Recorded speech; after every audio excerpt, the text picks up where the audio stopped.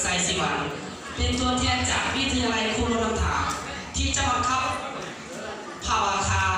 บทขับวิจือมาผู้อยู่เบื้องหลังความสำเร็จซึ่งขน่อยแต่งขึ้นมาเพื่อระลึกถึงคุณงามความดีของการนำภาครักขั้นเถิดครูอาจารย์ที่สอนอยู่วิทยาลัยครูโรงถาและรวมไปถึงคุณงามความดีของแพงงานดีขวที่สนับสนุนถึงการศึกษาให้ขน่อยที่ได้รับถือนี้และมาอยู่จุดยิ่งใหญ่ซึ่งรายละเอียดนั้นสามารถรับชมและรับฟังได้